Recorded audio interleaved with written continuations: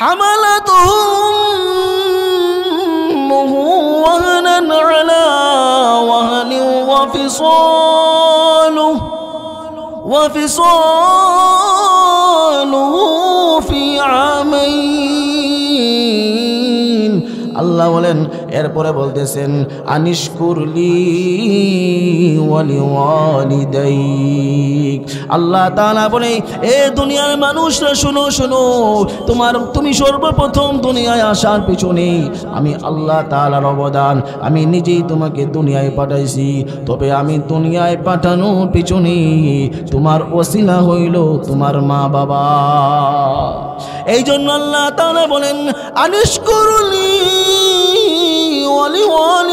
ওয়ালিওয়ালিদাইক সর্বপ্রথম আমি আল্লাহর শুকরিয়া আদায় করো আমি আল্লাহর কৃতজ্ঞতা তুমি জ্ঞাপন করো এরপরে তোমাকে বললাম ওয়ালিওয়ালিদাইক তুমি তোমার মা বাবার সঙ্গে তুমি তোমার মা বাবার কৃতজ্ঞতা আদায় করো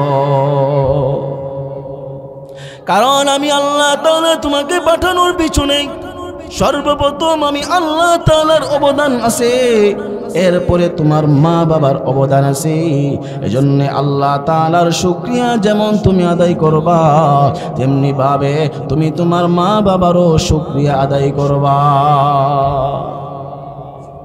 আজকের সমাজে দেখা যায় যুবক ভাইরা মা বাবা এত কষ্ট করছে তোমার জন্য বড় হওয়ার পরে তুমি যখন প্রতিষ্ঠিত হয়ে গেছো দেখা গেল মা বাবার খেদমত আমরা ভুলে গেছি আমি যখন প্রতিষ্ঠিত হয়ে গেলাম মা বাবা বাড়ি বিটা বিক্রি করছে জমি জমা বিক্রি করছে অনেক কষ্ট করে তোমাকে প্রবাসে পাঠাইছে তোমার জীবনটা যেন সার্থক হয়ে যায় তোমার জীবনটা যেন সুন্দর হয়ে যায় কিন্তু দেখা যায় সন্তান প্রবাসে গেছে প্রবাসে যাওয়ার পরে যখন সন্তান প্রতিষ্ঠিত হয়ে গেছে সন্তান প্রতিষ্ঠিত হওয়ার পর সন্তান যখন সুপ্রতিষ্ঠিত হয়ে গেছে তখন আর মা বাবার কোনো খবর রাখে না মা বাবা সোনের ঘরে ঘুমায় মা বাবা কুড়ের ঘরে ঘুমায় মাটির ঘরে ঘুমায় আম্মা বা'দু ফাআউযু বিল্লাহি মিনাশ শাইতানির রাজীম বিসমিল্লাহির রহমানির রহিম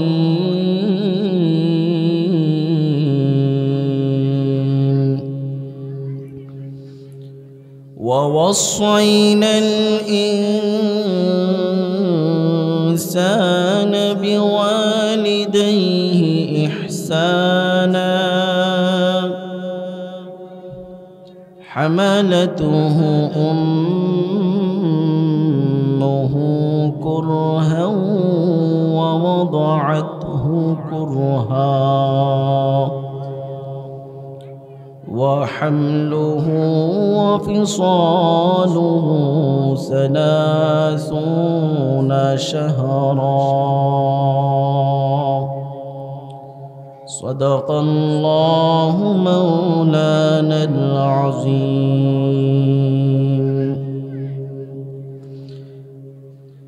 وقال رسول الله صلى الله عليه وسلم الجنة تحت أقدام الأمهات أو كما قال صلى الله عليه وسلم محبতের সাথে সবাই আমরা নামাজের দরুদ ইব্রাহিম পাঠ করি اللهم صل على محمد وعلى آل محمد كما صليت على إبراهيم وعلى آل إبراهيم إنك حميد مجيد اللهم بارك وبارك على محمد وعلى آل محمد كما باركت على إبراهيم وعلى آل إبراهيم إنك حميد مجيد সরাইল হাবলিপাড়া যুব সংগঠন ও প্রাতবাজার হাফিজিয়া মাদ্রাসার উদ্যোগে 2 দিন ব্যাপী 16তম ইসলামী মহাসম্মেলনের শ্রদ্ধাভাজন সভাপতি উস্তাজুল আসাতিজা পীরে কামেল আল্লামা মুফতি শামসুল হক সুফিজি দামাত বারাকাতুহুম সহ সভাপতিত্ব হিসাবে দায়িত্ব পালন করছেন হযরত মাওলানা হাফেজ মুফতি মাজহারুল ইসলাম সাহেব দামাত বারাকাতুহুম, হযরত মাওলানা বিশিষ্ট ওয়াইজ সুমধুর কণ্ঠের অধিকারী হাফেজ মুফতি ইয়াসিন আহমদ হাসানি, জনাব মোহাম্মদ মেহেদি হাসান পলাশ সাহেব সহ উপস্থিত অন্যান্য উলামায়ে কেরাম, মুরব্বী বাবারা, যুবক ভাইরা, পর্দার আড়ালে অবস্থানরত সম্মানিতা মা ও বোনেরা, রব্বে করিমের আজিম ও শান দরবারে শুকর আদায় করি যিনি আমাদেরকে আসরের নামাজের পর থেকে কোরআন হাদিসের আলোচনা বলবার এবং শ্রবণ করার তৌফিক দান করেছেন। সেজন্য সকলেই নিয়ামতের শুকরিয়া আদায় করি আলহামদুলিল্লাহ।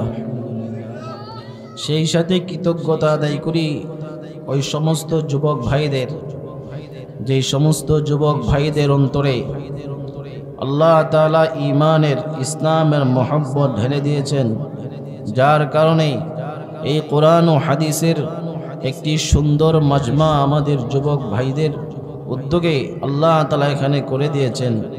সেই যুবক ভাইয়েরা ইচ্ছা করলে গুনার অনুষ্ঠান এখানে করতে পারত, কিন্তু তাদের অন্তরে ঈমানের মহব্বত, ইসলামের প্রতি মহব্বত, আল্লাহ এবং তার রাসূলের মহব্বত গালেব হওয়ার কারণে তারা যে এখানে কোরআন ও হাদিসের আলোচনার একটি মাজমার ব্যবস্থা করে দিয়েছেন, সেজন্য যুবক ভাইদের প্রতি অসংখ্য অগণিত শুকর আদায় করছি। আল্লাহ তাআলা সমস্ত যুবক ভাইদেরকে খালিদ বিন ওয়ালিদের মতো ইসলামের যোগ্য রাহবার সৈনিক হিসেবে কবুল করুন, সকলে বলি আমিন। মুহতারাম হাজরিন, আমি আপনাদের খেদমতে পবিত্র কোরআনে কারীমের সূরা লুকমান থেকে একখানা আয়াতে কারিমার অংশ বিশেষ তিলাওয়াত করেছি, একখানা হাদিস আপনাদের খিদমতে তিলাওয়াত করেছি। আল্লাহ তাআলা যদি তৌফিক দান করেন, উক্ত আয়াত এবং হাদিসকে সামনে রেখে আপনাদের সামনে কিছু আলোচনা করার চেষ্টা করব। আল্লাহ তাআলা যেন আমাকে সহ আমাদের সবাইকে আমলের নিয়তে কথাগুলো বলবার এবং শ্রবণ করার তৌফিক দান করেন, সকলে বলি আমিন। মুহতারাম হাজরিন, আল্লাহ রাব্বুল আলামিন দুনিয়াতে আমাদেরকে প্রেরণ করেছেন শুধুমাত্র রব্বে করিমের ইবাদত বন্দিগি বা দাসত্ব করার জন্য। তা বলেন ঠিক না? দুনিয়াতে নামাজ, রোজা, হজ, যাকাত ইত্যাদি যত ইবাদত আছে সব ইবাদত করা হয় শুধুমাত্র রব্বে করিমের জন্য। এর বাইরেও আল্লাহ তাআলা বান্দাদেরকে কিছু কিছু বিধান দিয়েছেন, কিছু কিছু আদেশ করেছেন, নিষেধ করেছেন। ওই সবগুলো যদিও অন্যান্য বিষয়ের সাথে জড়িত, কিন্তু মূলগতভাবে হাকিকতে সেগুলোও আল্লাহ পাকের ইবাদত, যেহেতু আমরা আল্লাহর ইবাদত, আল্লাহর হুকুম পালন করতেছি। এজন্য আল্লাহ রাব্বুল আলামিন আল্লাহ পাকের ইবাদত করার পরে বান্দাবান্দির জন্য দুনিয়াতে সবচাইতে বড় ইবাদত কোনটি, সেই কথাটাই আমার তিলাওয়াতকৃত আয়াতে আল্লাহ তাআলা উল্লেখ করেছেন যে আমি আল্লাহর ইবাদত করার পরে দুনিয়ার সবার জন্য সবচাইতে বড় উত্তম ইবাদত হলো দুনিয়ার মানুষ তারা তাদের মা বাবার সঙ্গে ভালো ব্যবহার করবে। জোরে বলি সুবহানাল্লাহ। মা বাবার সঙ্গে ভালো ব্যবহার করা এটা আল্লাহ রব্বুল আলামিনের পক্ষ থেকে আমাদের উপর নির্দেশ। আল আমরু লিল ওজুব, আমরের সিগা দিয়ে আল্লাহ তাআলা বলছেন মা বাবার খেদমত করা নামাজ যেমন ফরজ, মা বাবার খেদমত করাও ফরজ।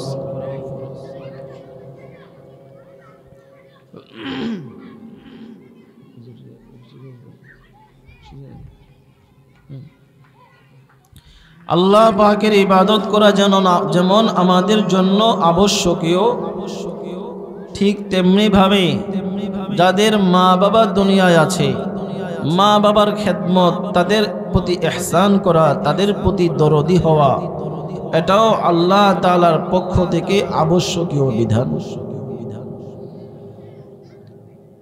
এজন্য আমার তিলাওয়াতকৃত আয়াতে আল্লাহ তাআলা সরাসরি মা বাবার প্রতি ইহসান দরদের আদেশ করেছেন। যেমন আমার তিলাওয়াতকৃত আয়াতে কারিমায় আল্লাহ তাআলা ইরশাদ করেন ওয়াসাইনাল ইনসানা বিওয়ালিদাইহি ইহসানা।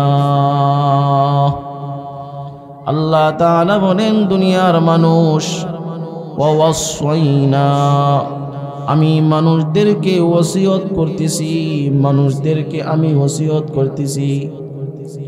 এখানে ওসিয়তের অর্থ হলো আমি দুনিয়ার মানুষদেরকে আদেশ দিতেছি, নির্দেশ প্রদান করতেছি। আল্লাহ বলেন আমি কিসের নির্দেশ দিতেছি শুনো, বিওয়ালিদাইহি ইহসানা। দুনিয়ার মানুষ আমি আল্লাহ তাআলা পৃথিবীর সবাইকে ওসিয়ত মানে আদেশ করতেছি যে তোমরা তোমাদের মা বাবার সঙ্গে উত্তম আর ইহসানের আচরণ করবা। মা বাবার প্রতি ইহসান দরদের আচরণ করার কথা আল্লাহ তাআলা আয়াতে বলছেন। অন্য আয়াতে আবার সূরা বানী ইসরাঈলের মধ্যে আল্লাহ বলেন ওয়াকাদা রাব্বুকা আল্লা তা'বুদু ইল্লা ইয়্যাহু ওয়া বিল ওয়ালিদাইনি ইহসানা। আল্লাহ বলেন তোমার রব হাবিবে কিবরিয়া আপনার রব ফয়সালা করছেন, আদেশ করেছেন শুধুমাত্র রবের গোলামি ছাড়া আর কারো ইবাদত করা যাবে না। রবের কুদরতি কদম ছাড়া আর কাউকে সেজদা দেওয়া যাবে না।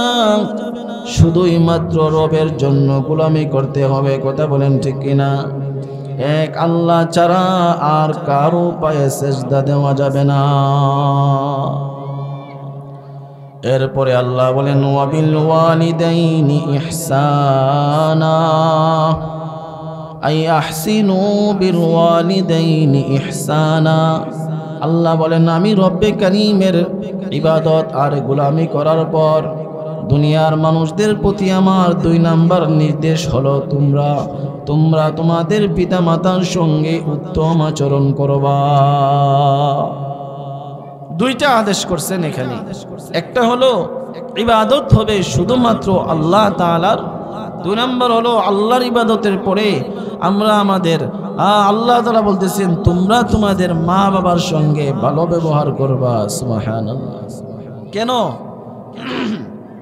মা বাবার সঙ্গে ভালো ব্যবহারটা কেন করব? দেখেন আল্লাহ তাআলা আমার পূর্বের আয়াতে বিস্তারিত আলোচনা করেছেন।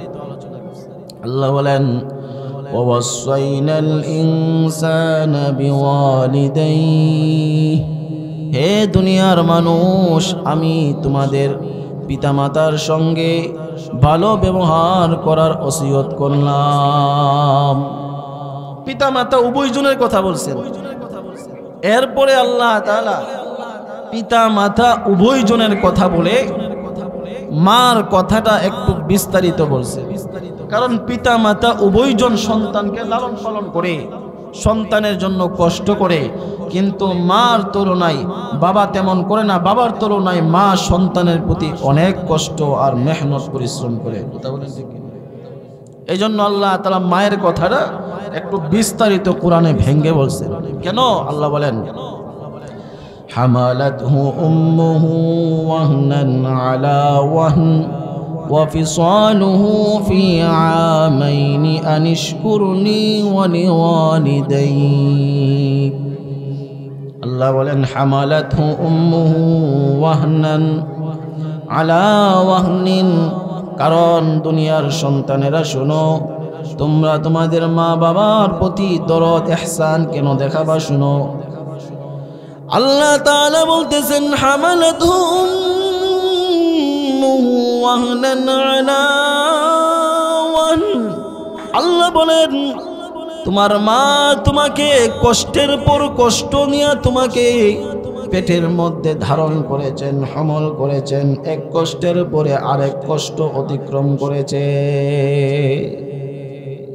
কেমন কষ্ট করছেন, কেমন কষ্ট করছেন? আল্লাহ অন্য আয়াতে সূরা লুকমানে বলেন হামালাতহু উম্মুহু কুরহাও ওয়া ওয়াদাআতুহু কুরহা ওয়া হামলুহু ওয়া ফিসালুহু 30 শাহরা। আল্লাহ তাআলা বলেন এ দুনিয়ার মানুষ, মা বাবার সঙ্গে তোমরা ইহসানের আচরণ করবা, পিতা মাতার সঙ্গে তোমরা দরদি হইবা, পিতা মাতার সঙ্গে নরম আওয়াজ দিয়া কথা বলবা। কেন? তোমরা জানো হামালাতহু উম্মুহু কুরহা। আল্লাহ তাআলা বলেন এই দুনিয়ার সন্তানেরা শুনো, তোমার মা অনেক কষ্ট করে তোমাকে 10 মাস 10 দিন গর্ভধারণ করেছে। তোমাকে যখন তোমার মা পেটের মধ্যে ধারণ করেছেন, অনেক কষ্ট তোমার মাকে সহ্য করা লাগছে। এটা এমন একটা কষ্ট করছেন, দুনিয়ার কোনো মানুষ এই কষ্টের ভাগ নিতে পারে না। হামালাতহু উম্মুহু কুরহা ওয়া ওয়াদাআতুহু কুরহা ওয়া হামলুহু ওয়া ফিসালুহু 30 শাহরা। আল্লাহ তাআলা বলে এই দুনিয়ার সন্তানেরা শোনো শোনো, তোমার মা তোমাকে 10 মাস 10 দিন গর্ভধারণ করেছেন। এটা হলো তোমার মার জন্য অত্যন্ত একটা কষ্টদায়ক বিষয় ছিল। আবার ওয়াদাআতুহু কুরহা, দ্বিতীয় নম্বর কষ্ট করেছেন। তুমি যখন দুনিয়ায় আসার সময় হয়ে গেছে, তুমি যখন দুনিয়ার আলো বাতাস দেখার সময় হয়ে গেছে, তোমাকে যখন তোমার মা প্রসব করেছে, প্রসব বেদনা এটা এমন একটা বেদনা, এমন একটা কষ্টদায়ক জিনিস, এটা দুনিয়ার আর কেউ সহ্য করতে পারে না। দুনিয়ায় তোমাকে জন্ম দেওয়ার জন্য প্রসব বেদনার সময় তোমার মায়ের এত কষ্ট হয়েছে যে এই কষ্ট সহ্য করতে না পেরে দুনিয়ায় এমন অনেক নজির আছে, সন্তান জন্ম দেওয়ার সময় সন্তানকে দুনিয়ার আলো বাতাস দেখানোর জন্যে মা কষ্ট সহ্য করতে না পেরে দুনিয়া ছেড়ে অন্ধকার কবরের বাসিন্দা হয়ে গেছে। আছে না নাই? আছে। সন্তানকে জন্ম দেওয়ার সময় মার এত কষ্ট হয় যে কখনো কষ্ট সহ্য করতে না পেরে এই দুনিয়া ছেড়ে কবরের বাসিন্দা হওয়ার লাগে মাকে। আল্লাহ শিখাইতেছেন মার খেদমত কেন করবা? শোনো, তোমার মা তোমার জন্য এমন 3টা কষ্ট করেছেন, যেই 3টা কষ্ট দুনিয়ার কেউ তো এর ভাগ নিতে পারেই না, বরং তোমার পিতাও সেই 3 কষ্টের ভাগ নিতে পারেন। এজন্য আল্লাহ তাআলা বলেন ওয়া ওয়াদাআতুহু কুরহা, তোমার মা অনেক কষ্ট করে তোমাকে প্রসব করেছেন। যখন 10 মাস 10 দিন দুনিয়ায় আসার সময়টা তোমার হয়ে গেছে, তোমার মা অনেক কষ্ট করছে, বান্ধবীদের কাছ থেকে জন্মের জন্য বিদায় নিয়ে আনিছে। আমার এত কষ্ট হইতেছি, জানি না দুনিয়ায় আমি বেঁচে থাকতে পারবো কিনা। আমার সন্তান ভূমিষ্ঠ হওয়ার জন্য আমার যে কষ্ট আমি অনুভব করতেছি, যদি এই কষ্ট সহ্য করতে না পেরে আমি দুনিয়া থেকে বিদায় হয়ে যাই, তোমাদের কাছে একটা ওসিয়ত করে গেলাম, আমার সন্তানকে তোমরা কিন্তু আদরের সঙ্গে লালন পালন করবা। মা প্রসব বেদনা কষ্ট করতে না পেরে সবার কাছ থেকে বিদায় নেই, সবার কাছ থেকে দাবি দেওয়া ছুটাই। জানি না এই কষ্ট সহ্য করতে পারবো কিনা। যদি এই কষ্ট সহ্য আমি করতে না পারি, তাহলে হইতে পারে দুনিয়া থেকে আমাকে বিদায় নেওয়া লাগতে পারে। ও সন্তান, তোমার মা তোমার জন্য এই প্রসব বেদনাটা সহ্য করছি। দুনিয়ার আর কেউ তো অনেক দূরের কথা, তোমার বাবা পর্যন্ত মায়ের এই কষ্টের একটু ভাগ নিতে পারে না। এই কষ্ট মা একা একা সহ্য করছে। কথা বলেন ঠিক কি? একটা হইছে পেটে হমল করছে, গর্ভ ধারণ করছে 10 মাস 10 দিন বা তার চাইতে কিছু কম বেশি। এই যে পেটে হমল করছে, গর্ভ ধারণ করছে, এই ধারণ করার যে কষ্টটা, এটা কি বাবারা নিতে পারছে? বাবারা নিতে পারে নাই। একা একা মা এই কষ্টটা সহ্য করছে। আবার যখন দুনিয়ায় আসার সময় হয়ে গেছে, আল্লাহ বলেন ওয়াদাআতহু কুরহা, আবার কষ্ট করে তোমাকে দুনিয়ায় যে প্রসব বেদনা সহ্য করে ভূমিষ্ঠ করছেন, এই যে কষ্টটা দুনিয়ার কেউ নিতে পারে নাই, তোমার বাবাও নিতে পারে না। 3 নম্বর আরেকটা কষ্ট করছেন। আল্লাহ বলেন وحمله وفصاله 30 شهرا।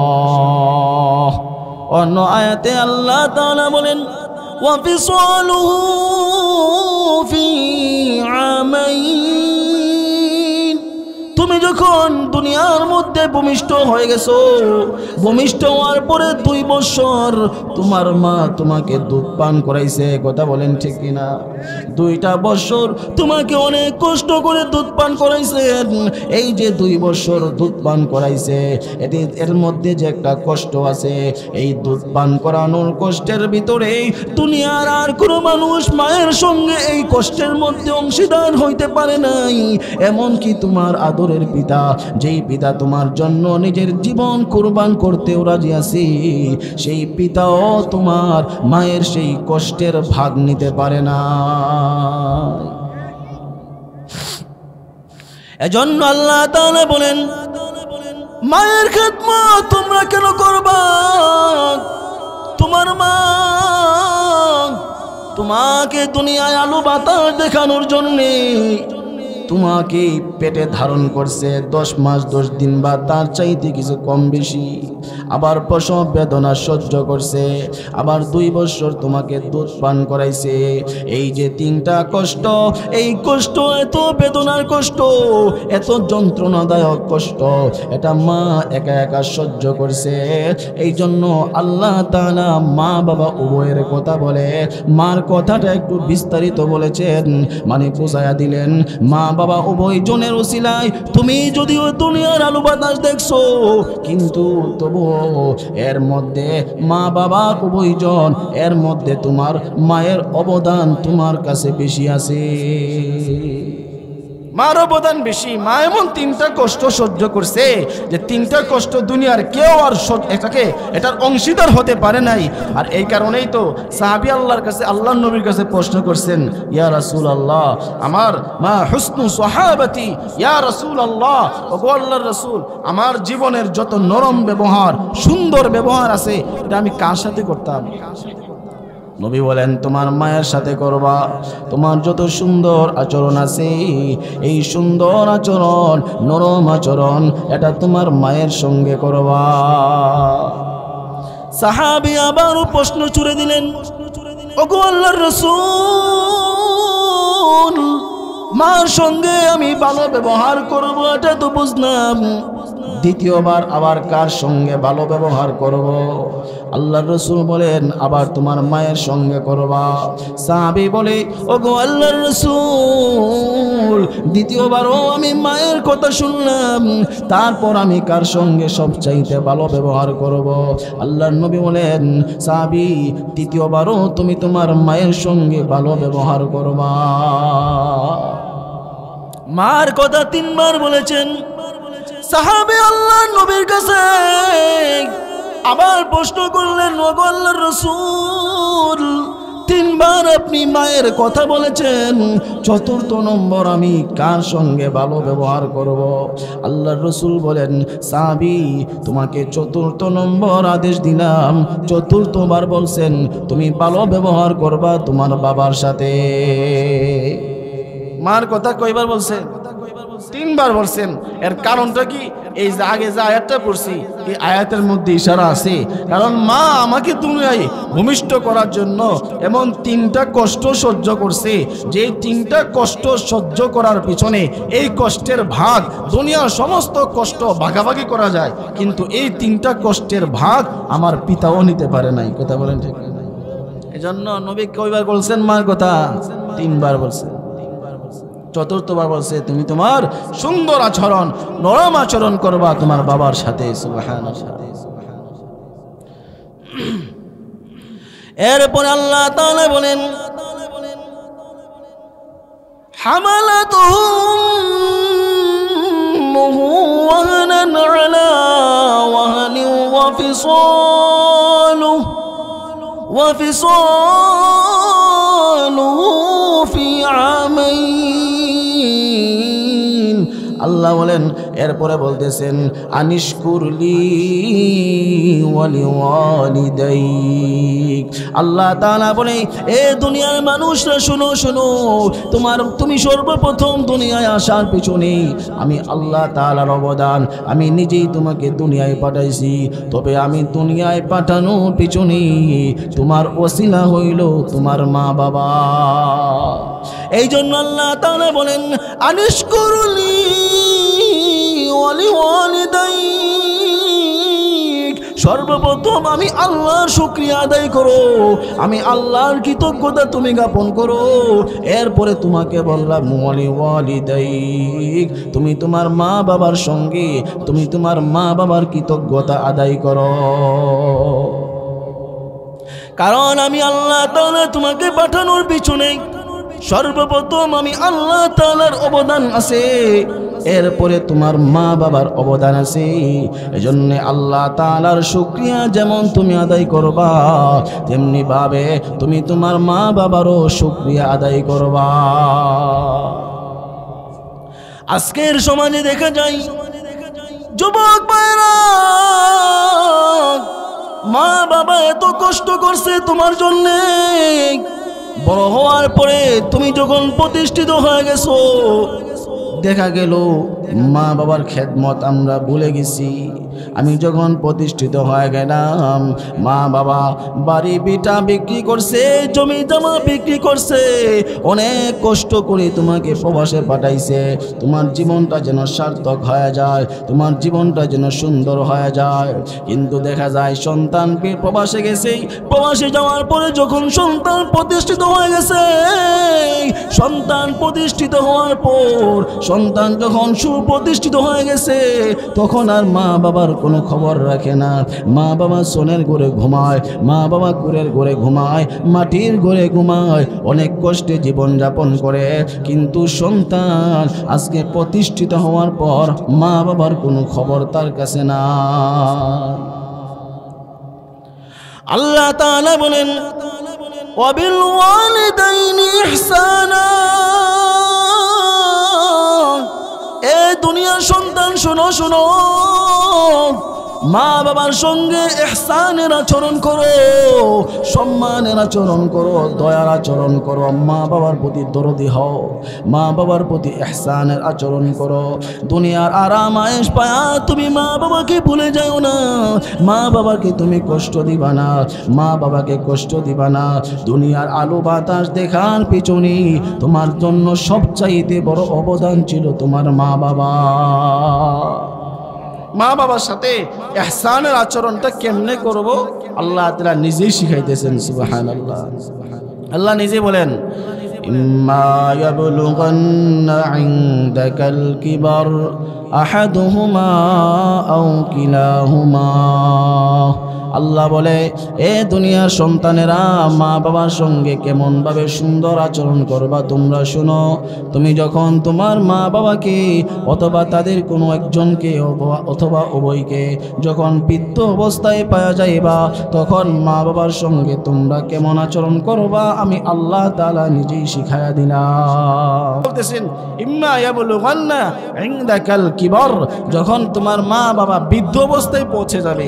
কারণ মা বাবা যখন বৃদ্ধ হয়ে যায় তখন সন্তানের নরম আচরণ, তাদের দয়া মা বাবার অনেক প্রয়োজন আছে। কথা বলেন ঠিক আছে? আল্লাহ তাআলা বিশেষভাবে বলছেন, মা বাবা যখন বৃদ্ধ হয়ে যায় তখন তাদের সাথে তাদের কথাবার্তা বলার মাত্রা বেড়ে যায়। বৃদ্ধ হয়ে গেলে মানুষ স্বাভাবিক কথাবার্তা বেশি বলে, অল্পতেই রাগারাগি করে। এগুলো তার স্বভাবগত হবিয়ত না। বার্ধক্য হয়ে গেলে মানুষ এমনিতে একটু বেশি কথা বলে, অল্পতেই রাগান্বিত হয়ে যায়।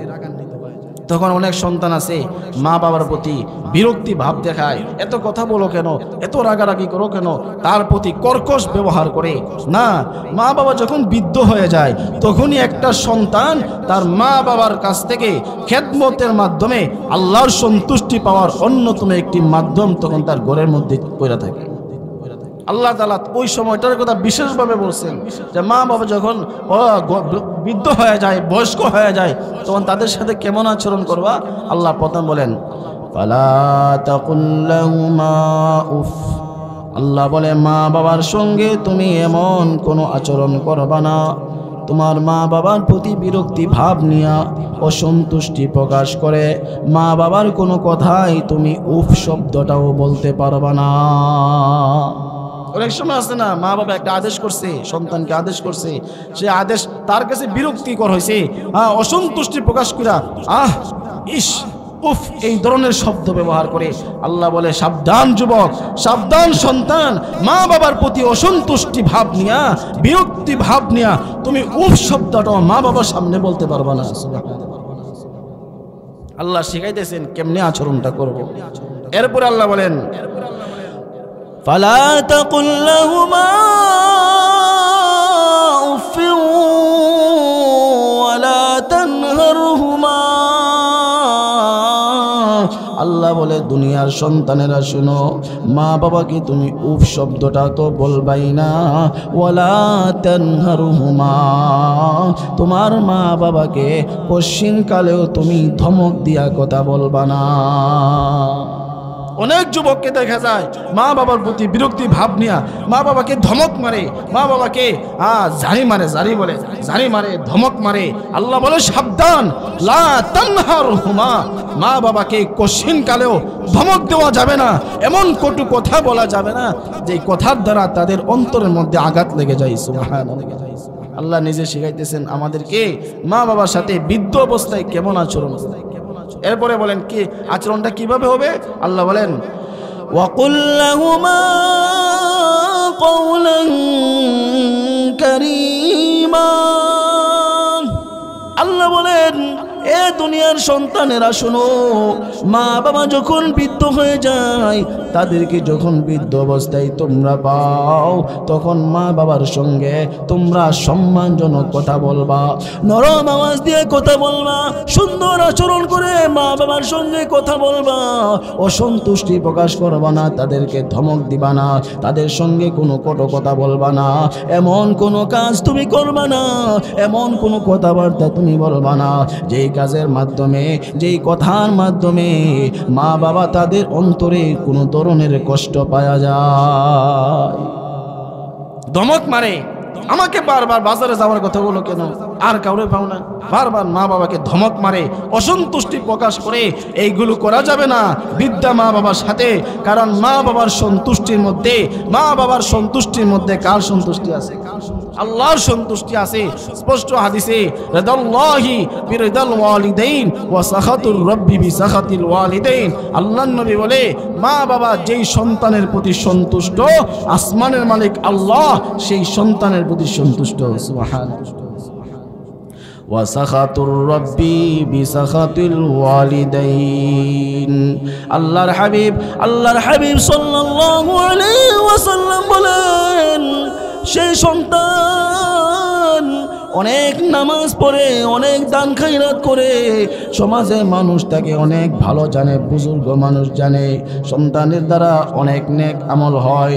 কিন্তু তার যদি মা বাবা যদি তার প্রতি নারাজ থাকে, মা বাবা যদি তার প্রতি অসন্তুষ্টি থাকে, মা বাবার কোনো খোঁজ খবর নেই না, অনেক নামাজ পড়ে, তাহাজ্জুদ নামাজ পর্যন্ত পড়ে, দান খায়রাত করে, কিন্তু মা বাবার কোনো খবর নেই না। মা বাবা কেমন করে জীবন কাটাইতেছে, তাদের কষ্ট হইতেছে কিনা, মা বাবার চা পানের কোনো খরচ লাগে কিনা, ঔষধপত্রের কোনো খরচ লাগে কিনা, এই ধরনের কোনো খবর নাই। কিন্তু অন্যান্য আমল ঠিকই আছে। মা বাবা তার কাজকর্মে অসন্তুষ্টি হয়ে গেছে। আল্লাহর রাসূল বলেন, যতই তুমি নেক আমল করো না কেন, মা বাবার খেদমত যদি না করো, তাদের সেবা যত্ন যদি না করো, আর মা বাবা যদি তুমি সন্তানের প্রতি অসন্তুষ্ট হয়ে যায়, তাহলে আসমানের মালিক আল্লাহ তাআলা সেই সন্তানের প্রতি নারাজ হয়ে যায়। এমন সন্তান আছে না নাই? নেক আমল করে, নামাজ পড়ে, রোজা রাখে, যাকাত দেয়, হজ করে, দান খায়রাত করে, কিন্তু মা বাবার কোনো খবর নাই। মা সোনের ঘরে ঘুমায়, কুড়ের ঘরে ঘুমায়, দিন এখনো বৃদ্ধ বয়স হয়ে গেছে, এখনো রিক্সা চালায়, অটো চালায়, মানুষের বাড়িতে কাজ করে, আর সন্তানের দিক দিয়ে 5 তলার উপরে ঘুমাইতেছে। প্রবাসে লক্ষ লক্ষ টাকার উপর ঘুমায়, বাবা এখনো এই সন্তানের প্রতি বিরক্তি ভাব, মা বাবার খবর নেই না। এই জন্য বাবা জীবন তো বাঁচাইতে হইব, জীবন বাঁচানোর জন্য বাবা রিক্সা নিয়ে বের হয়েছে রাস্তায়। মনে রেখো যুবক, মনে রাখবে সন্তান, তোমার দুনিয়ার সব আমল আছে, মা বাবার খেদমত তোমার মধ্যে নাই। যদি মা বাবা তোমার প্রতি অসন্তুষ্টি হয়ে যায়, দুনিয়ার কোনো আমল আল্লাহর আযাব থেকে তোমাকে বাঁচাইতে পারবে না, যতক্ষণ তোমার মা বাবা তোমার প্রতি সন্তুষ্ট না হয়েছে। আরে কত মানুষ, কত বাবা, বৃদ্ধ বাবা এখনো আমাদের কাছে আইসা চোখের পানি ফেলায়, হুজুর একটু দোয়া করেন, আমার সন্তানটা, আমরা বৃদ্ধ হয়ে গেছি, সারা জীবন হেরে লালন পালন করছি, বৃদ্ধ হয়ে গেছি, এখনো সে সংসারের কোনো খবর নেই না, আমরা অসুস্থ হয়ে গেছি, আমাদের কোনো খবর নাই, কই থাকে, কি করে না করে কোনো খবর নাই, আমরা অসুস্থ, আমাদের খবর নেওয়ার মতো খবর নাই। এখন তো এই বয়সে সে আমাদেরকে লালন পালন করার কথা, আর এই বয়সে হেরেই আমরা এখনো খুঁজে পাই না। এভাবে দুঃখ প্রকাশ করি। বিদেশ গেছে, বাবা বাড়ি বিক্রি করছে, ভিটা বিক্রি করছে, সমস্ত আত্মীয় স্বজনের কাছ থেকে ধার নিয়া, ঋণ নিয়া তারে পাঠাইছে, কোথায় পাঠাইছে? বিদেশ পাঠাইছে, যা সন্তানটা একটু প্রতিষ্ঠিত হোক। বিদেশ যায়া প্রতিষ্ঠিত হয়েছে, আর বোর নামে আর শ্বশুরের নামে 2টা অ্যাকাউন্ট বানাইছে। আছে না নাই? অ্যাকাউন্ট বানাইছে মা বাবার নামে না, মা বাবার নামে অ্যাকাউন্ট বানাইলে মা বাবা জানা লইব তার যে কি পরিমাণ ব্যাংক ব্যালেন্স জমা আছে। এজন্য একটা বানাইছে বোর নামে, আর একটা বানাইছে শ্বশুরের নামে। আমার কাছে খবর আয় তো, এই জন্য বলি। আর স্ত্রী হয়ে গেছে আপন, শ্বশুর বাড়ির লোকজন হয়ে গেছে আপন, কিন্তু মা বাবা এখন কি হয়ে গেছে? পর হয়ে গেছে। যে মা বাবা নিজের বাবার জমি জমা বিক্রি করছে, বিক্রি করে সন্তানদের বিদেশ পাঠাইছে, এখন মা বাবার খবর নাই। শ্বশুর শাশুড়িকে তাদের সাথে ভালো ব্যবহার করুন। মা বাবা যেমন ভালো ব্যবহার পাওয়ার যোগ্য, শ্বশুর শাশুড়িও ভালো ব্যবহার পাওয়ার যোগ্য। অসৎ আচরণ করার কথা বলি না, কিন্তু মা বাবার চাইতে দুনিয়ায় আপন বলতে তোমার এই দুনিয়াতে আর কেউ নাই। শ্বশুর শাশুড়ি তাদের মেয়ের জামাইকে আদর করে কতক্ষণ? শ্বশুর বাড়িতে বেড়াইতে গেলে মুরগি জবাই করে মুরগির রান খাওয়াইব কতক্ষণ? যতক্ষণ তাদের মেয়ের সাথে আপনার সম্পর্ক ভালো আছে। কথা বলেন ঠিক কিনা? সম্পর্ক যতক্ষণ ভালো, ততক্ষণ মুরগির রান খাইতে পারবেন। দেখবেন যখন খবর পাইছে তার মেয়ের সাথে তার মেয়ের জামাইয়ের মেয়ের স্বামীর সম্পর্কটা তেমন বেশি ভালো না, তখন দেখবেন আর মুরগি জবাই করে মুরগির রান দূরের কথা, জেলখানার লাল শিগির ভিতরে ঢুকানোর চিন্তা নিয়ে তারা তখন তোমার জন্য করবে। শ্বশুর শাশুড়ি তার মেয়ের স্বামীকে ততক্ষণ পর্যন্ত জামায় না আদর করবে যতক্ষণ পর্যন্ত তাদের মেয়ের সাথে আমার সম্পর্ক তোমার সম্পর্ক ভালো। বোঝা গেল শ্বশুর শাশুড়ি তার জামাইকে আদর করে মহব্বত করে, এই মহব্বতের পিছনে দুনিয়ার স্বার্থ নিহিত আছে। বন্ধু বান্ধব তোমাকে অনেক মহব্বত করে, বন্ধু বান্ধবের মহব্বতের পিছনে দুনিয়ার স্বার্থ নিহিত আছে। যতক্ষণ তোমার সময় ভালো, তোমার কাছে টাকা পয়সা আছে, বন্ধু বান্ধব সবাই তোমাকে মহব্বত করবে। যেই তোমার টাকা পয়সা শেষ, বন্ধু বান্ধবের মহব্বতও শেষ। একটা মাত্র মহব্বত দুনিয়াতে আল্লাহ তাআলা রেখেছেন, হৃদ্যদের সম্পর্ক, সন্তানের প্রতি মা বাবার মহব্বত, সন্তানের প্রতি মা বাবার ভালোবাসা। যেই মহব্বত আর ভালোবাসার পিছনে দুনিয়ার কোনো স্বার্থ নাই। কথা বলেন ঠিক না? এছাড়া মা বাবার মহব্বত ছাড়া দুনিয়াতে যে যত মহব্বতই করুক না কেন, স্ত্রী তোমার কাছে আপন হয়ে গেছে, স্ত্রীকে 2 বছর টাকা পয়সা দিও না, তার খোঁজ খবর নিও না, দেখবা এই স্ত্রী মহব্বত থাকে কি থাকে না। কথা বলেন ঠিক কিনা? স্ত্রী যে স্বামীকে মন থেকে ভালোবাসে, দিল থেকে ভালোবাসে, স্ত্রীরও ভালোবাসার মধ্যে দুনিয়ার স্বার্থ আছে। মা বাবা সন্তানকে ভালোবাসে, সেই ভালোবাসার মধ্যে দুনিয়ার কোনো স্বার্থ নাই, মা বাবার কোনো স্বার্থ নাই। মা বাবা বলে আমি তারে বিদেশ পাঠাইছি, আমারের খোঁজখবর রাখুক বা না রাখুক, আমারে সে টাকা দেখ বা না দেখ, তার জীবনটা যদি সুন্দর করে চালাইতে পারে, এতেই আমরা সার্থক, এতেই আমরা খুশি। এই কথাটা তো আর দুনিয়ার কেউ বলে না। এই জন্য মা বাবার চাইতে আপন দুনিয়াতে আর কেউ আছে? আর কেউ নাই। এই জন্য আল্লাহ তাআলা বলেন, ওয়াকুল লাহুমা কওলান কারীমা। আল্লাহ বলেন, এ দুনিয়ার সন্তানেরা শুনো শুনো, যাদের মা বাবা বৃদ্ধ অবস্থায় পড়ে গেছে, বৃদ্ধা অবস্থায় তোমার ঘরের মধ্যে শুয়ে আছে, তোমরা তাদের সঙ্গে সম্মানজনক আচরণ করবা। অসম্মানজনক কোনো কটু কথা মা বাবার সামনে বলবা না। মা বাবার সঙ্গে তোমরা নরম আচরণ করবা। দুনিয়াতে তুমি দুনিয়ার মধ্যে আসার পিছনে, তুমি সুপ্রতিষ্ঠিত হওয়ার পিছনে তোমার মা বাবার অবদান দুনিয়ার সবচাইতে বেশি। তুমি যখন ভার্সিটির মধ্যে যাইতাম, কলেজের মধ্যে পড়তা, যখন মাদ্রাসায় পড়তা, তোমার কাছে কোনো লেখাপড়া চালানোর মতো কোনো খরচ ছিল না, তোমার কাছে কোনো টাকা পয়সা ছিল না। তোমার মা বাবা কত কষ্ট করছেন, নিজে কষ্ট করছি, নিজে খাই নাই, নিজে পরিধান করে নাই, নিজে কষ্ট করছে, সন্তানকে কষ্ট করার জন্য দেয় নাই, নিজে নতুন জামা পরে নাই, তোমার জন্য নতুন জামার ব্যবস্থা করছে, নিজে পোলাও কুরমা খাই নাই, তুমি যেন পোলাও কুরমা খায়া সুন্দরভাবে লেখাপড়া করতে পারো, সেই জন্য তোমার টাকা পয়সার ব্যবস্থা করছে। কোন মা বাবার এমন কথা শোনা যায়, অনেক সন্তানরা বলে, হুজুর আমার বেতন এই মাসে দিতে পারবো না, আগামী মাসে আমার মা আমার বাবা আমাদের গরুটা বিক্রি করবে, গরু বিক্রি কইরা আমার জন্য বেতন পাঠাবে, মুরগি বিক্রি করবে, হাঁস বিক্রি করবে, মুরগি বিক্রি করে হাঁস বিক্রি করে তোমার আমার লেখাপড়া চালায়া গেছে তোমার আমার মা বাবা। কথা বলেন ঠিক কিনা? বেতন দিতে পারে না, কি করব? বাবা রিক্সা চালায়।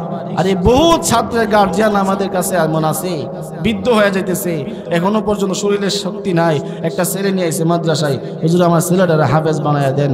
আর এই বয়সে কেমনে কি করবেন? আমি কষ্ট করবো, আমি প্রয়োজনে রিক্সা চালামু, আমি রাস্তায় বৈশা বাদাম বিক্রি করবো, তো হ্যাঁ লেখাপড়া আমি চালাই যাই। এমন আছে না নাই? দেখছেন কি মহব্বত, নিজের জান চলে না, এখন রিক্সা নিয়ে বাড়িছে, বাদাম বিক্রি করে, হকারি করে, কেন?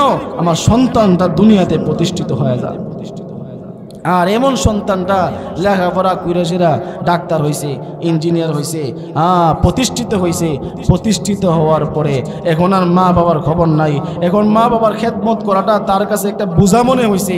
আর বোঝা মনে হয়েছে দীঘা এই বৃদ্ধা মা বাবাকে দইরা নিয়ে বৃদ্ধাশ্রমে দিয়ে আইছে। বৃদ্ধাশ্রম বুঝেননি? বৃদ্ধাশ্রম তো এটা আপডেট শব্দ, কারণ আমাদের মুরব্বীদের সময় তো বৃদ্ধাশ্রম ছিল না। বৃদ্ধাশ্রম হলো যে সন্তানরা প্রতিষ্ঠিত হয়ে গেছে, বড় ডাক্তার, বড় ইঞ্জিনিয়ার, বড় ভাইস চ্যান্সেলর, বড় প্রিন্সিপাল হয়েছে, এখন আর আপনি মা বাবার খবর নেওয়ার সময় তার কাছে নাই। এখন আপনি তো দুনিয়াতে আছেন, এখন কি করব? আপনি যেহেতু আর সাগরে ফালায় দণ্ডিত, এখন করব কি?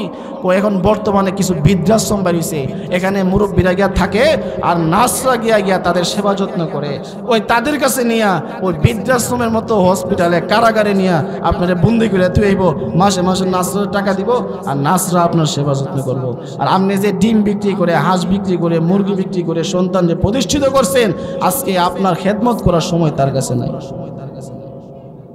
এটার নাম হইছে বৃদ্ধাশ্রম।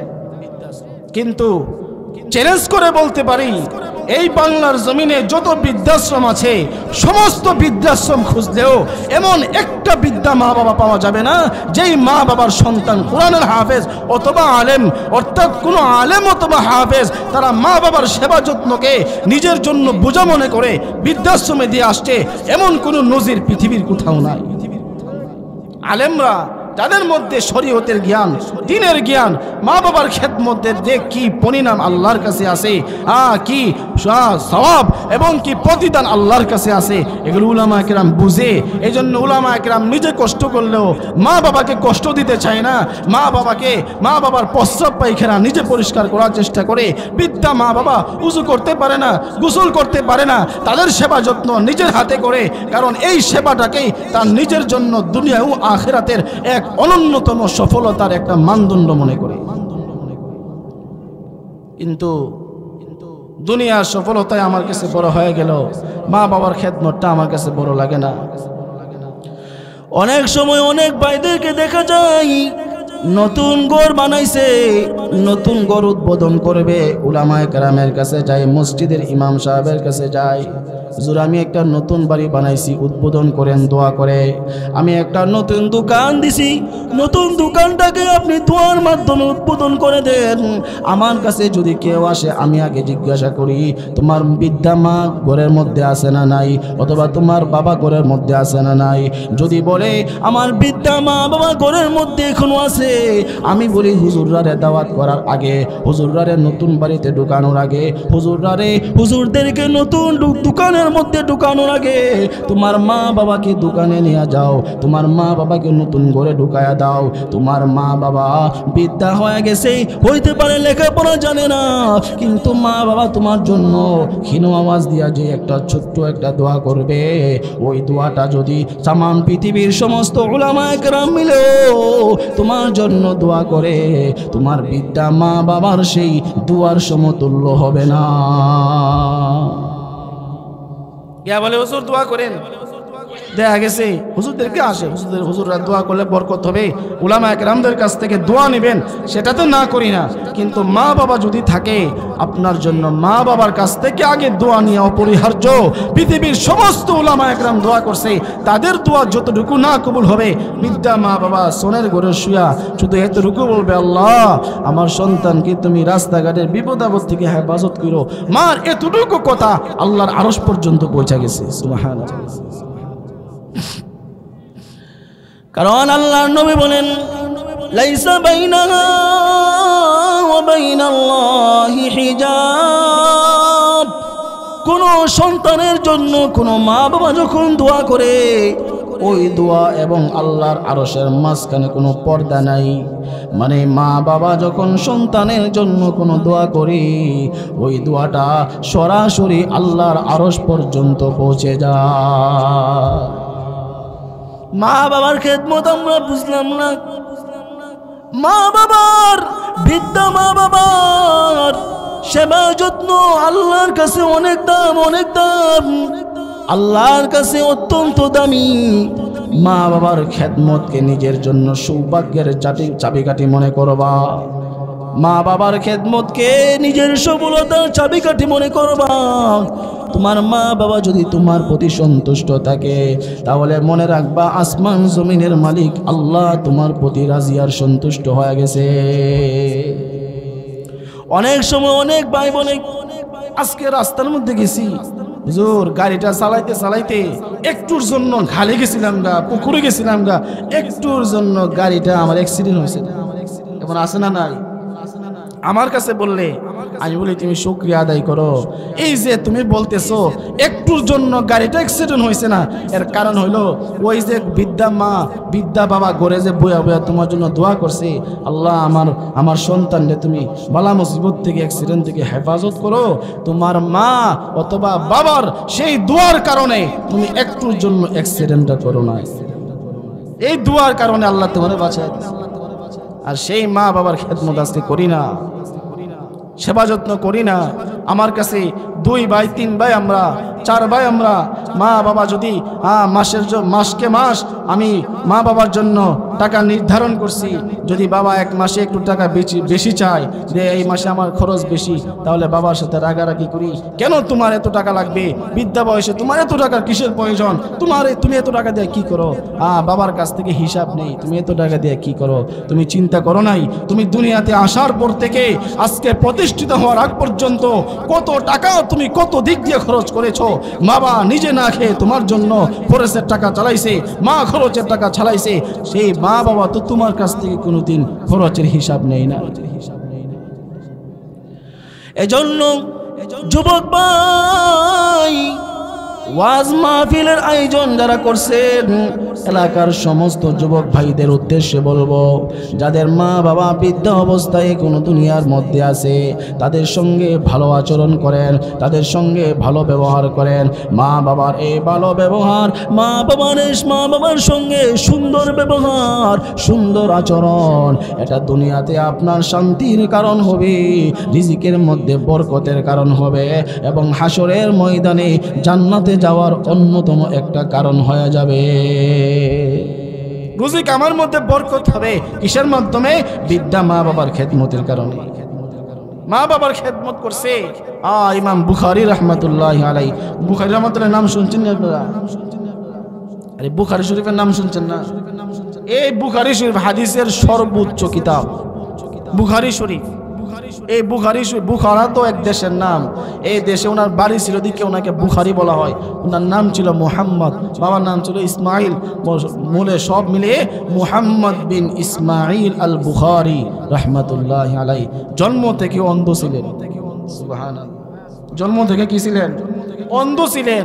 মা অনেক চিকিৎসা করাইছে, পৃথিবীর যত ওনার সাধ্য মতে যত ডাক্তার কবিরাজ ছিল সব দেখাইছে, সব বলছে আমাদের দ্বারা এই মুহাম্মদকে জন্ম অন্ধ থেকে রক্ষা করা সম্ভব না।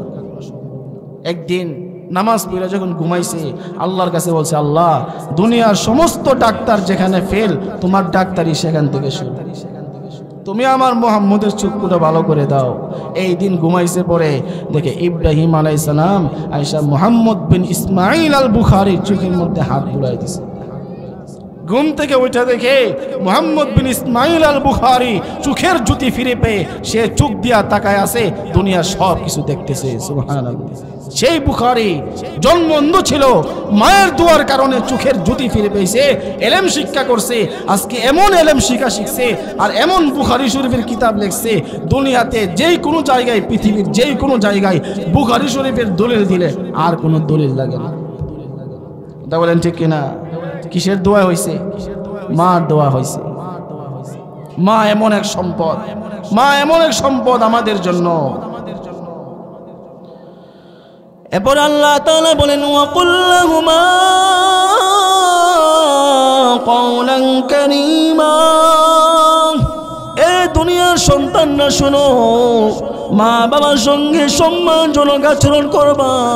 ওয়াখফিদ লাহুমা জানাহাজ যুল্লি মিনার রাহমা। আল্লাহ বলেন তুমি তোমার মায়ের সামনে, তোমার বাবার সামনে গিয়ে কেমনে দাঁড়াইবা? আল্লাহ তাআলা বলে তোমার যে রহমতের বাহু আছে, তোমার যে দরদের বাহু আছে, মানে তোমার সমস্ত অঙ্গ প্রত্যঙ্গ তোমার মা বাবার সামনে তুমি নত করে দিবা। সুন্দর করে অঙ্গগুলো নরম করে, বাহুটাকে নরম করে মা বাবার সামনে গিয়ে দাঁড়াইবা। আর আমরা তো আছি মা বাবার সামনে গেলে এই যে একটা সিংহ পুরুষ এমন পরিচয় দেয়, মা বাবার সামনে গিয়া নিজের একটা পালোয়ান মনে করে এমন একটা ধমক দিছে, এই বসো, তুমি কি বুঝো? মানে হ্যাঁ দুনিয়ার সব বুঝছে। মা বাবার সামনে গিয়ে সিংহ পুরুষ সাজে, আর শ্বশুর শাশুড়ি বউর কাছে গিয়ে সেটা কাপুরুষ হয়ে যায়, ইসামাজ হয়ে যায়। যত নরম ব্যবহার সব গিয়ে দেখে শ্বশুর শাশুড়ির কাছে, কারণ শ্বশুর শাশুড়ি তো এখন এই মুরগির রান খাওয়ায়, জামায়া না আদর করে, মনে করছে এইটাই বুঝি দুনিয়ার সবচাইতে বড় সফলতা। এজন্য যত নরম ব্যবহার ওইখানে, আর যত গরম ব্যবহার এটা আছে মা বাবার কাছে। মা বাবা শ্বশুর শাশুড়ির সাথেও নরম আচরণ করবেন। মা বাবা হলো সবচাইতে বেশি হকদার তোমার আমার নরম ব্যবহার পাওয়ার কথা, বলেন ঠিক কিনা? আল্লাহ বলেন ওয়াখফিদ লাহুমা জানাহা যুল্লি মিনার রাহমা, দয়ার বাহুটা, রহমতের বাহুটা মা বাবার সামনে তুমি অবনত তুমি বিছায়া দাও। সুবহানাল্লাহ। অনেকের মা বাবা আছে দুনিয়া থেকে বিদায় হয়ে গেছে, জোর মা বাবার সঙ্গে কেমন ভাবে সুন্দর আচরণ করব, মাও নাই বাবাও নাই। একদিন অনেক কষ্টে জীবন যাপন করতাম, কিন্তু সেদিন মা বাবা দুনিয়ায় ছিল, কিছু করতে পারি নাই। আজকে তো আমার মা বাবা দুনিয়া থেকে বিদায় হয়ে গেছে, আমি তো দুনিয়ার মধ্যে প্রতিষ্ঠিত হয়েছি, আমার অর্থ সম্পত্তির কোনো অভাব নাই। আজকে আমি মা বাবার সঙ্গে কেমনভাবে সুন্দর আচরণ করব। আল্লাহ তাআলা বলে, এ দুনিয়ার মা হারা বাবার সন্তান, যদি তোমাদের মা বাবা দুনিয়ার মধ্যে না থাকে, তারপরেও তোমরা মা বাবার সঙ্গে সৎ আচরণ করবা। কেমন ভাবে করবা আমি আল্লাহ শিখায় দিলাম। ওয়াকুর রাব্বির হামহুমা কামা রব্বায়ানি সগীরা, আমার সাথে সাথে সবাই বলেন রব্বির হামহুমা কামা রব্বায়ানি সগীরা, রব্বির হামহুমা কামা রব্বায়ানি সগীরা। বলেন, এ দুনিয়ার মা হারা সন্তান, বাবার সন্তান, মা বাবা যদি দুনিয়া থেকে বিদায় হয়ে যায়, মা বাবার জন্য তোমরা এই দোয়াটা করবা, রব্বির হামহুমা কামা রব্বায়ানি সগীরা। এই দোয়াটা তোমার মা বাবার জন্য যদি করো, তাহলে তোমার মা বাবা কবরের মধ্যে চলে যাওয়ার পরেও মা বাবার সঙ্গে সৎ আচরণ করা হবে। এই দোয়াটা নামাজের পরে পড়বা, সব সময় পড়বা। যখন মা বাবার কথা তোমার স্মরণ হয়ে যাবে, তখনই এই দোয়াটা পড়বা। তুমি যখন তোমার মা বাবার জন্য এই দোয়া করবা, তোমার দোয়ার মাঝখানে আল্লাহর আরশের মাঝখানে কোনো পর্দা থাকে না। তুমি যখন এই দোয়াটা তোমার মা বাবার জন্য পড়বা, এই দোয়ার উসিলায় আল্লাহ তাআলা তোমার মা বাবার কবরের আযাব মাফ করে দেবে। এই দোয়া শিখবেন, রব্বির হামহুমা কামা রব্বায়ানি সগীরা। এই দোয়ার অর্থ কি? রব্বির হামহুমা, রব্বি হে আমার রব, হে আমার রব, ইরহামহুমা, মা বাবার প্রতি আপনি রহম করেন, আমার মা বাবার প্রতি আপনি দরদি হয়ে যান, মা বাবার প্রতি আপনি রহম আর করমের নজরে তাকান। কেমনে ভাবে? কামা রব্বায়ানি সগীরা, যেমনি ভাবে আমি যখন ছোট ছিলাম আমার মা বাবা আমাকে লালন পালন করছে। আমি যখন ছোট ছিলাম কোনো কিছু বুঝতাম না, আমি যখন ডান সাথে প্রস্রাব করে দিতাম, মা ডান পাশে শুয়ে আমাকে বাম পাশে শুয়ে দিত। আবার যখন বাম পাশে প্রস্রাব করে দিতাম, মা আবার বাম পাশে শুয়া, এখন বাম পাশেও প্রস্রাব ডান পাশেও প্রস্রাব। আমার যেন প্রস্রাবের ভিজা যেন আমার শরীরের মধ্যে না লাগে, আমার মা তার বুকের মধ্যে ঝাঁপ দিয়া দইরা আমাকে ঘুম পাড়াইয়া দিছে। কামা রব্বায়ানি সগীরা, হে রব, আমার মা বাবা ছোটবেলায় আমাকে যেমন লালন পালন করছে, অনেক কষ্ট করে আমাকে লালন পালন করছে, আজকে ঠিক তেমনি ভাবে আমার মা বাবাকেও অন্ধকার কবরের মধ্যে আপনি দয়ার আচরণ করে। এটা হলো এই দোয়ার অর্থ। এই দোয়াটা আমরা পড়বো ইনশাআল্লাহ। দোয়া বদরাজে আসি তো। আর যুবক ভাই যারা আছি, যে যেখানে থাকি না কেন, মা বাবার খেদমতকে নিজের সৌভাগ্যের চাবিকাঠি মনে করব। আমার মা বাবার খেদমত আমার ব্যবসায় বরকতের মাধ্যম, আমার প্রতিষ্ঠানে বরকত আসার মাধ্যম, আমার হায়াতে বরকত আসার মাধ্যম, এমনকি কবরের আযাব থেকে মুক্তি পেয়ে জান্নাতুল ফেরদাউস পাওয়ার মাধ্যম হলো আমার মা বাবার খেদমত। সুবহানাল্লাহ।